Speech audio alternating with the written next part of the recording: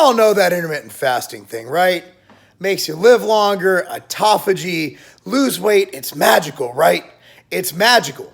However, there's new data coming out that shows that actually eating breakfast actually decreases your risk of dying. And I'll explain why that's kind of simplified, and also why, you know what, to each his own. There really might not be the best way, it's the best way for you. So let's sit down here.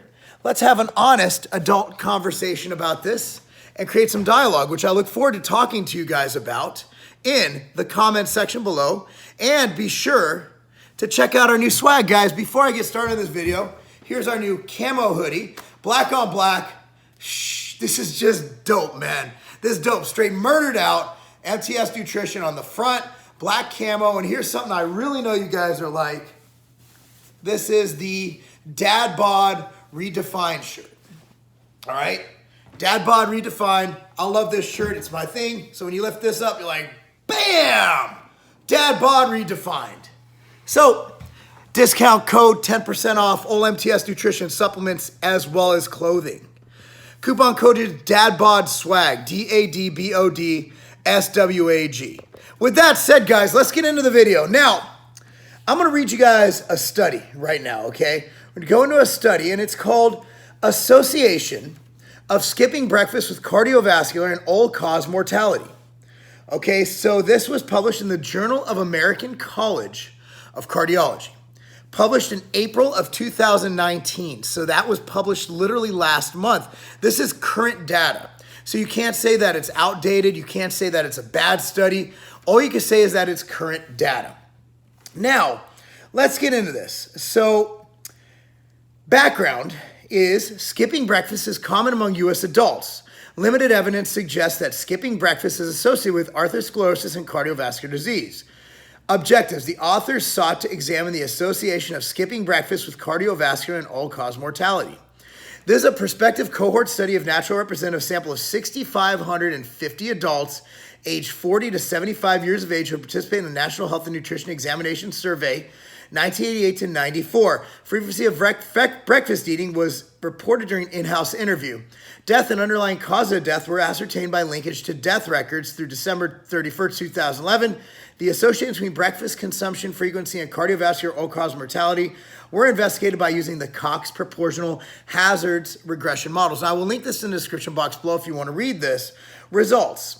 Among the 6550 participants, mean age 53.2 years, 48% male, in this study, 5.1% never consumed breakfast, 10.9% rarely consumed breakfast, 25% consumed on some days, 59% every day. During 112,148 person years of follow-up, 2,318 deaths occurred including 619 deaths from cardiovascular disease. After adjustment for age, sex, race, ethnicity, socioeconomic status, dietary and lifestyle factors, body mass index, and cardiovascular risk factors, participants who never consumed breakfast compared to those consuming breakfast every day had hazard ratios of 1.87, 95% confidence interval, 1.4 to 3.04, and cardiovascular mortality, and 1.19%. Conclusions. In a nationally representative cohort with 17 to 23 years of follow-up, skipping breakfast was associated with a significantly increased risk of mortality from cardiovascular disease. Our study supports the benefits of eating breakfast in supporting cardiovascular health. Now, a couple things to keep in mind. One is this is a reporting study, means that the only study they did was they talked to people.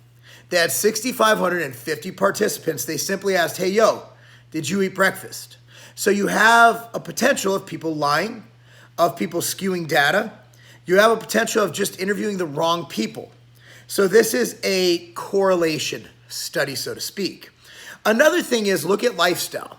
Now, a majority of Americans skip breakfast. A lot of Americans skip breakfast from my experience. Most unhealthy people I know just walk out the door with a cup of coffee. They don't put their Ritual AM in it, right? So that's wrong altogether, right? Not drinking Pachamama. That'll kill you right there. So they just walk out the door, eat breakfast, have a fatty lunch. So the thing is, I believe that healthy people generally get up, do some sort of exercise. After exercise, it's in their daily ritual, so to speak, to have some food. So I believe that breakfast is not what's causing the death, not what's causing the increased risk of cardiovascular problems. I believe that breakfast is simply associated with people who have healthy habits. Now remember, it takes 3 or more weeks to form a healthy habit. Generally speaking, people who have an eating schedule, who exercise, will do all of those things. So I don't really think this is a knock against skipping breakfast. I just think they found that at least during this time, and this is before intermittent fasting became a thing. I mean, remember the years of this study. This is 1988 to 1994. There's no intermittent fasters in here. These are simply people who skip breakfast. Now, I will go on record as saying that what intermittent fasting does, it does keep your insulin controlled during the hours of fasting. It also can help keep calories down. Now, for me, what happens when I intermittent fast, which I've tried on this channel, is I actually get so much hungrier that in my feeding period, I actually end up eating more than if I just ate smaller controlled meals. However, for some people, they get a big meal and it fills them up for a while. For me, the longer I go without eating, the more I have to eat to satiate myself. So while it might work for Tom, it's not going to work for Mark. And Tom is a fictional person I just made up here. So with that said, a lot of people will message me. In fact, today I had 2 DMs this morning when I woke up about intermittent fasting and the benefits of it. And I believe the only benefit you're going to have of a 16-hour fast, of a fast that's, remember, at 16 hours when autophagy starts. That's not like you're autophagying, it's a word, that's not like you're doing the autophagy thing for the whole 16 hours, right? Like autophagy starts and then you eat. I don't think nothing happens. I don't think anything happens. That was double negative. I don't think anything happens with a 16-hour fast. You might feel better. You might be psychologically in a great state. But I was just talking to Massive Joe, Joseph Menzel. He tried intermittent fast. He's a guy like me. All he could do was think about food. And he tried it like me for an extended period of time. So what matters is what works best for you. Now, the data on intermittent fasting that we have, and we've had, multiple studies come out examining the shorter intermittent fasts. I'm not talking about the 2 to 4 days. I'm talking about shorter intermittent fasts, which have showed no benefit over standard eating when calories are accounted for. So there is no, in my opinion, based on the data I have read, I have no skin in any game on this one. Intermittent fasters don't take supplements. So you're telling me during their feeding period they don't? In fact, I think an intermittent fasting person would be more likely to drink whey protein because they need to fill in a lot of protein in a little bit of time. Whereas they can't just bolus 300 grams of protein, you know what I mean? If that's what their diet calls for. Of course, even if it calls for 150 grams, that's a lot of fucking chicken. So I think intermittent fasting is actually more conducive to supplement sales, especially since Martin and the lean gains freaks, they're purporting BCAA while in the fasted state if you train in the fasted state. And I sell BCAA. In fact, BCAA is the reason I can afford this house right now because I was the one who pioneered BCAA in this industry, So I'm a big fan of BCAA, but I'm not going to tell you it's the way to do it, intermittent fasting, because I want to sell more BCAA. And I get a lot of messages about people wanting to take fat burners in the fasted state and yada, yada, yada. It's not because I'm trying to sell supplements. It's because, I'm a diet coach. Again, if you like my theories, you go to marklobliner.com. That's marklobliner.com. And you can see how much I charge to be your coach for your diet and training and all that good stuff. But, the bottom line is, you look at all this stuff going on, right?